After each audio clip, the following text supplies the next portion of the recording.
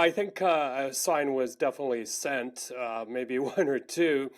But yeah, a very upset, unhinged Mr. Putin telling the Ukrainians, you're not going to have any peace anytime soon. But also, very interestingly, when the Russians and the Americans have seemed to be warming up their relationship and the Russians getting all kinds of concessions, the Russians show that they're the barrier to peace, and that no, Mr. Trump, we're not going to stop firing missiles and drones towards key Ukrainian cities. Secondly, Ukraine is a key component of the global supply chain, especially when it comes to food. Every time it strikes Odessa, it does impact the port in one way or another.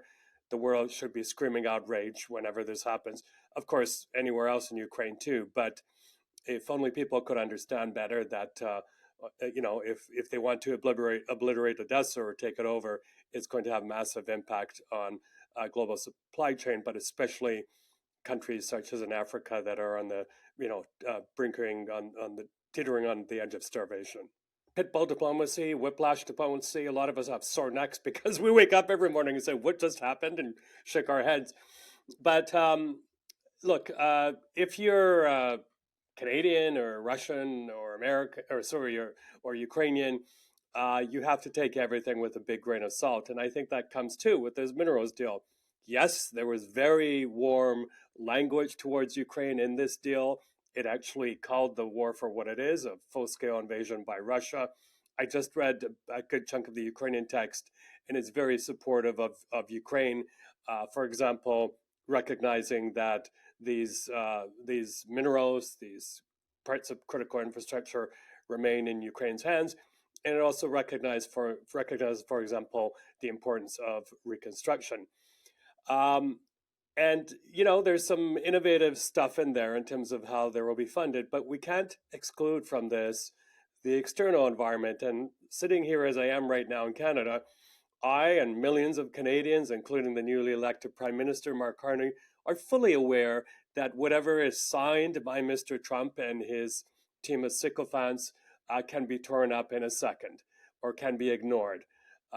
So that's where I put a big kind of stamp of caution onto this document.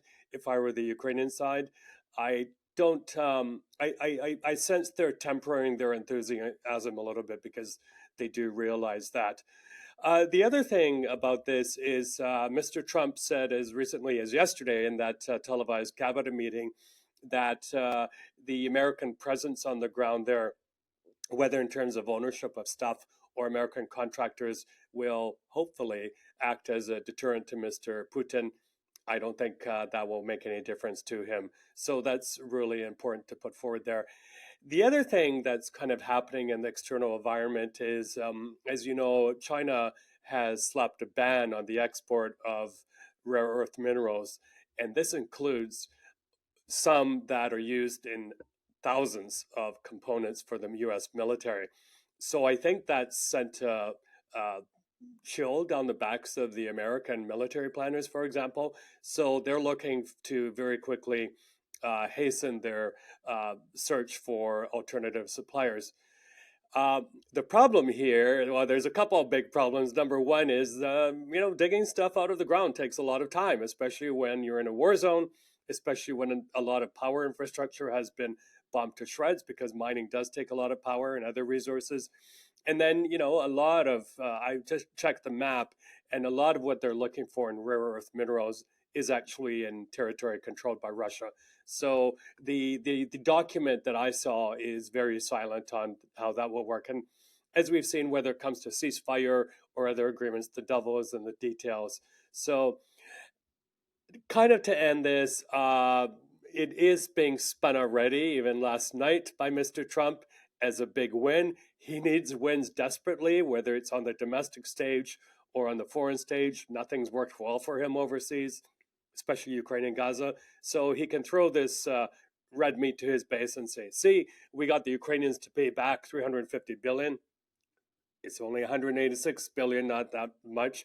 And also that, taxpayers' money is going to come back. So, he will take stuff out of this, run with it, twist it, and hopefully his base, he will get his winning support back up again. We will see. I think this does bear the hallmarks of frustration that Mr. Trump is saying that Mr. Putin, who we all thought he respects, probably still does, isn't listening to him and continues to push as much as he can to destroy Ukrainian cities and to gain more territory as much as possible. So the language, yes, is there, but it's such a frustrating time for anyone who studies diplomacy or anyone who's a diplomat or a world leader for that matter, is to predict what will happen next. It could very well be that today Mr. Trump comes out and praises Mr. Putin. But I can assure you that, again, because there are no solid red lines enforced by the United States right now, that Mr. Putin will go for the max. They're seeking revenge too. For example, the assassination of that senior Russian general last week. And while they can, before any solid agreements are signed, they're trying to gain as much territory as possible. The other thing, it's a bit of a nuance, but I think it's important, is that the Americans in this document, at least, and by the way, I read the Ukrainian version and it struck me more as a MOU than any kind of contract, things like that. So there's a lot of room for interpretation. But one thing that wasn't there was the Americans taking control of the Russian-occupied Zaporizhzhia nuclear power plant, the biggest in Europe.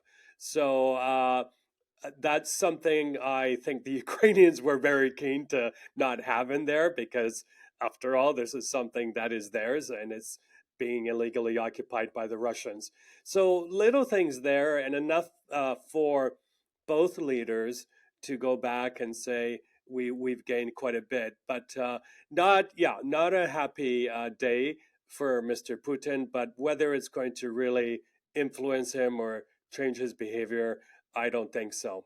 This will lead to a better environment, a new day for Ukraine when the guns fall silent. That there will be a hopefully multi-billion-dollar path to reconstruction and development. The needs are absolutely enormous. I think we're actually getting to the trillion-dollar mark in terms of what it will take to put the pieces back together in Ukraine. Let's not even get started with how are we going to get millions of Ukrainians back and get them gainfully employed and roofs over their heads, that sort of thing. So, I think it would be wise for the Americans to gently guide the Ukrainians, because now they do have a stake in Ukraine, to how reconstruction should be done. A couple of big things there that I would push. Number one is, okay, guys, we need you to go back to the war on corruption. Crack down on people who have had their money in the honeypot. Otherwise, you're not going to attract foreign investment. Every businessman I talk to, whether in the United Kingdom or here, bring up the problems of corruption. They don't want to invest in Ukraine unless there's a cleanup, especially in the judiciary. Second thing right now, the last time I looked, one thing businessmen look for is reliable information, trustworthy information. Where does that come from? Not from the government, it comes from the media. Ukraine's media sector has been absolutely decimated by the war in many ways. A lot of journalists have been killed, newsrooms destroyed. Zelensky has clamped down on media freedoms. So I hope the Americans use this opportunity to pressure the Zelensky administration to say, okay, first step is going to be rebuilding the media sector, because that is not only a check on corruption, but it also is the main source for reliable information on what's happening on the ground.